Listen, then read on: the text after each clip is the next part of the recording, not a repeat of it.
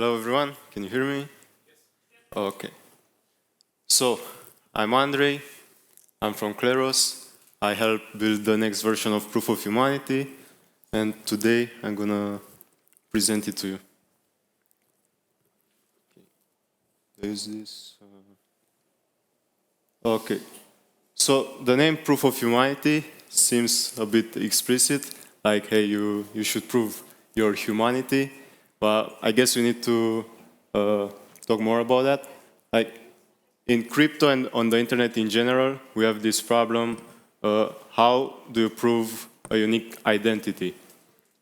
Because we don't want like Sibyl attacks, like, hey, if someone gets some benefit from being on a list, then we want to give that benefit to a person only once. We don't want to give it multiple times.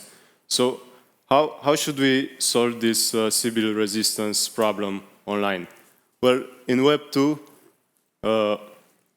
people solve it by, I don't know, asking for government IDs or for passports or things like this. But in crypto, we are decentralization fans, so we don't really want that. We don't want to give any IDs. We don't want some central authority to check the IDs.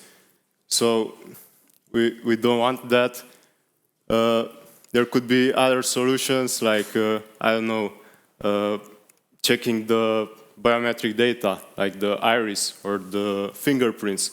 But that still requires a lot of assumptions about hardware, about trusting like the hardware, the companies producing it, and like the individuals. So that's also a difficult thing to solve. So Proof of Humanity is a way to prove that you are not a Sibyl. It is an existing protocol. When you go to the website, you see a presentation, hey, Proof of Humanity is a system combining webs of trust, reverse Turing test, dispute resolution to create a Sibyl-proof list of humans. So what are these terms? What do they mean? Firstly, Proof of Humanity exists. It launched in March 2021 on Ethereum. It has almost 17,000 humans. And yeah, it's a DAO. It's like the 10th biggest DAO on a snapshot. How do you register for it? So in order to register for Proof of Humanity, you need to make a picture of yourself and a video of yourself saying, hey, I certify I'm a real human and I do not belong in this registry. That is one thing. This is like the reverse Turing test that you need to provide as evidence that you are a unique human. You also need to have someone vouch for you. For example, here you can see someone vouch for this guy. He's Vitalik. If you don't know him, he's the founder of Ethereum. And another thing, you also need some deposit to basically have some game theory around it. So you have some deposit, you can pay it yourself or you can have others pay it.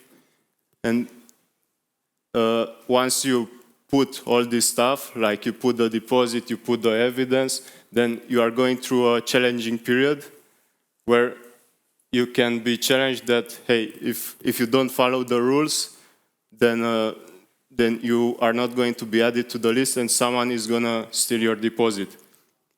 So how does this challenging works? Who decides whether the profile, the submission is valid or not? Well, that is secured by Kleros. So Kleros is a subjective oracle, an online dispute resolution mechanism. We basically have like jurors are staked in the Kleros court, and when there is a dispute, few jurors are picked and they decide they each vote who is right. In this case, it could be the submitter or the challenger. And the majority vote wins. And jurors are incentivized to vote with the majority, basically creating a shelling point mechanism. If they vote with the majority, after the majority is picked, they get rewarded a bit. Otherwise, they get penalized a bit. So in the proof of humanity case, we have the submitter, which puts the deposit. If the challenging period passes without someone challenging them, then the submitter is added to the list. Otherwise, someone sees that the profile does not follow some rules, and the challenger can get into a dispute with the submitter. So the juror then is picked. They say who is right. It could be the submitter, it could be the challenger, and that person gets all the money in the game, like the deposit of the submitter. So the jurors decide based on a policy, like the process is formalized. Basically, a policy is like a PDF document specifying, hey, when you do the picture, you should be facing the camera. When you do the video, your address should be written to prevent, let's say,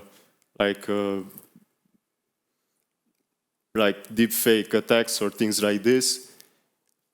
You should be, your whole face should be visible. These are just some of the rules involved in the policy.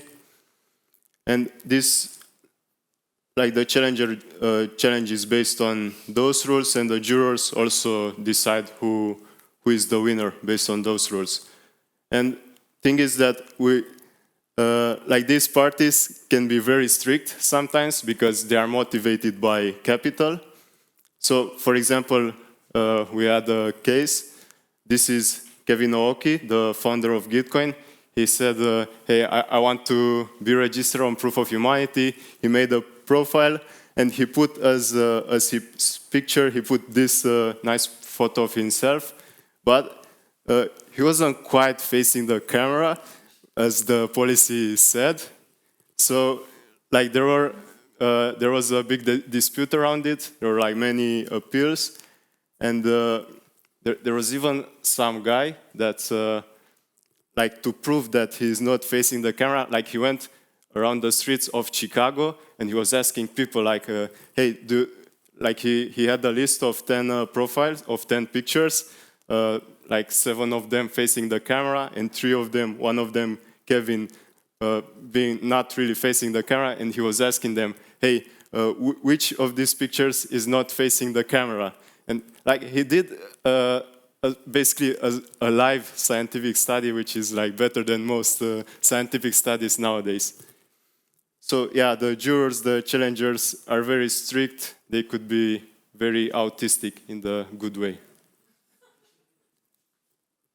Yeah, so I started working on Proof of Humanity this year. Proof of Humanity, as I said, has been out for 1.5 years. And in V2, we are in Germany. German people like to put version numbers to things. Yes. So, Proof of Humanity V2, what does it entail? Basically, in Proof of Humanity, in V1, you register with your address, and your address belongs to your humanity. But if you lost your address, then you will have to re-register with another address. But you might, on your old address, you might have had some stuff, some soulbound stuff that you have lost with that address.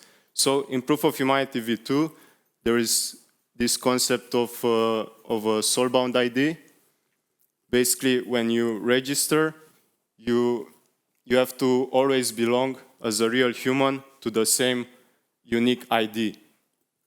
So basically, once I register, I have assigned to myself a unique ID.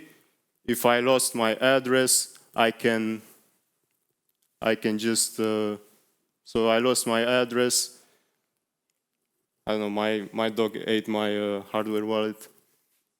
And I can just request removal from that address, and I will add myself pointing to the same soulbound ID. Thus, I basically belong to the same identifier every time as a human. Otherwise, if I try to claim another person's ID or some ID that is not mine, that has not been assigned to me before, then I can be challenged. So there are some new rules in the policy, new opportunities for challengers to act autistic. We also expand on multiple chains. We are gonna expand first on Gnosis chain. So gas fees minus minus, deposit required gonna be much lower, and probably more projects integrating. There will be many new possibilities, especially with the gas fees, which are like 0. So being registered on Proof of Humanity, technically speaking, is just is human of address equals true. Yeah, that's like the technical stuff. So why should you be registered on Proof of Humanity? Like, what's this useful for? One of them is UBI. Hey, if we know you are a unique human on the internet, then people can just give you like one UBI token, because you cannot really Sibyl attack it, so there could be UBI experiments around it. Right now, Proof of Humanity being on mainnet, there is one UBI project around it. It was quite popular, especially in Argentina. Like, it has like 17K profiles, and it distributed tokens to all these profiles. We can have fair airdrops. Let's say you want to give one token to one human in his lifetime. So if that human changed his address anyhow, then he wouldn't be able to get the airdrop again. You can have soulbound tokens, and since in V2 your humanity always belongs to one ID, this is like as soulbound as it gets. So, and that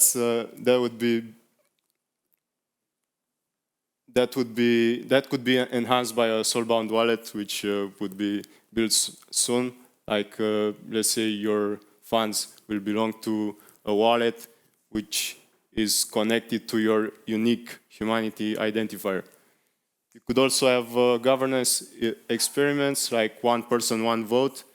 Proof of Humanity, being a DAO, is currently governed by one person, one vote voting with delegations. Yeah, and it could be like a lot of governance experiments with one person, one vote, with soulbound tokens combined together. It just fits into this new trend of soulbound, of decentralized society. What else? You could have like gated communities, like let's say a Twitter, which only allows humans register on Proof of Humanity, or any kind of forum. And also social recovery. You have something connected to your soulbound wallet. You just need to point to just remove your old address and point to another one, and just you still have access to your funds.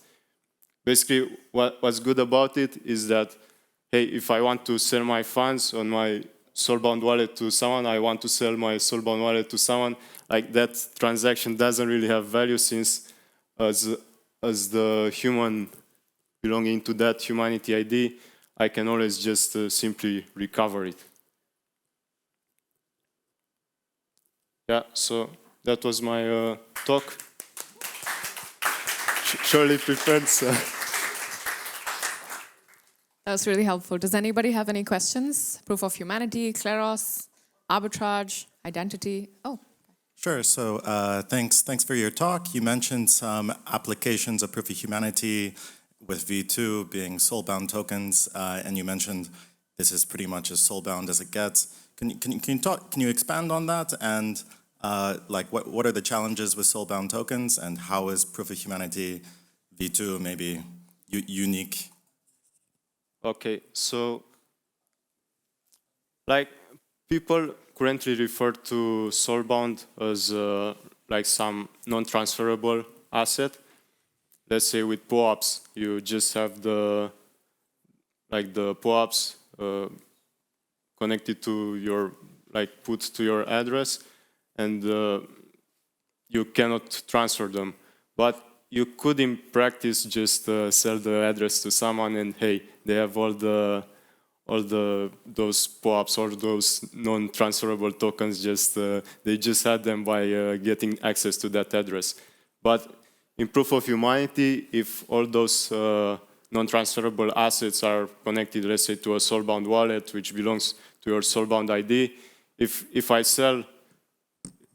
you sell to someone, let's say, the account with those assets, with those soulbound NFTs, then like the seller could always just recover the access to those assets very easily.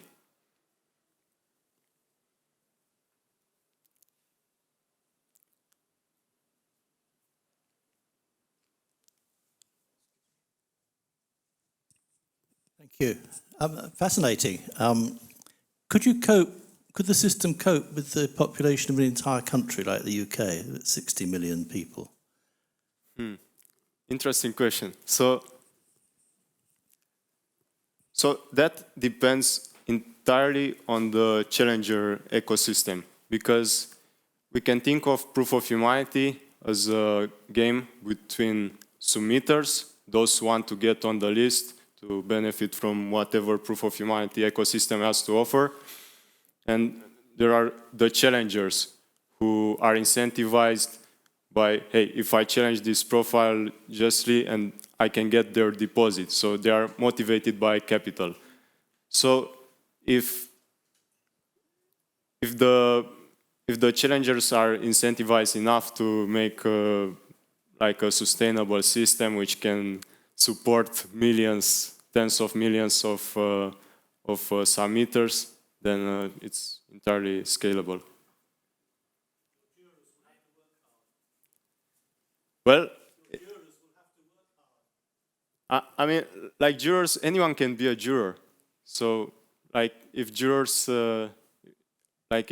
see, hey, there is lots of capital given by being a juror here, then like many people would come, or they would just be happy to have many cases.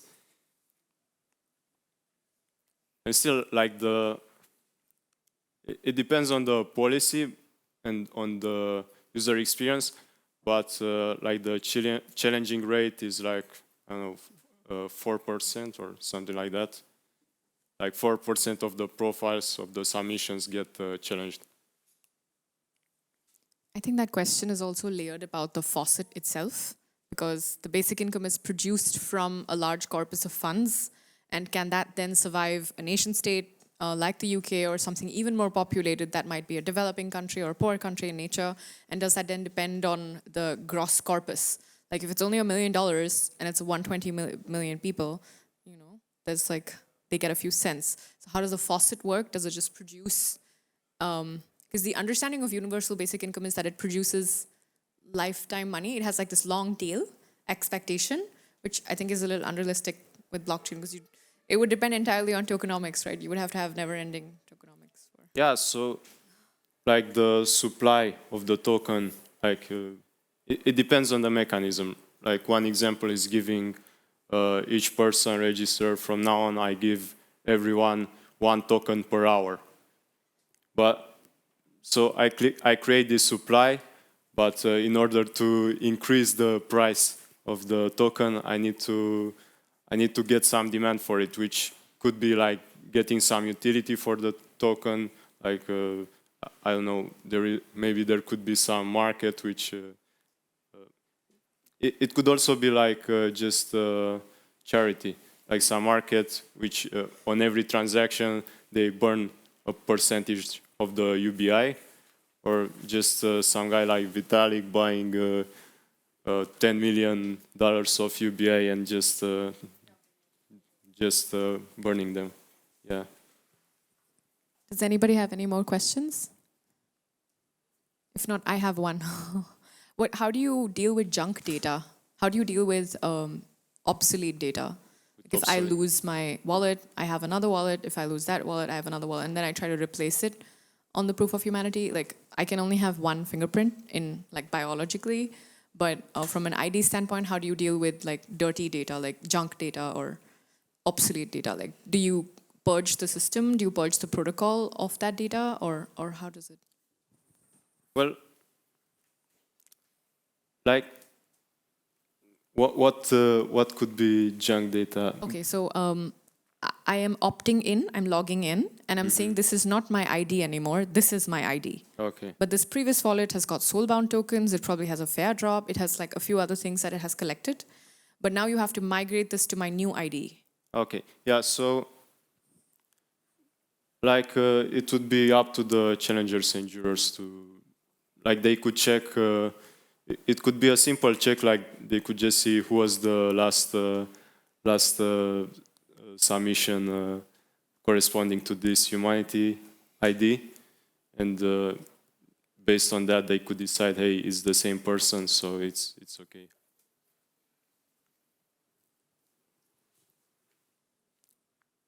More questions?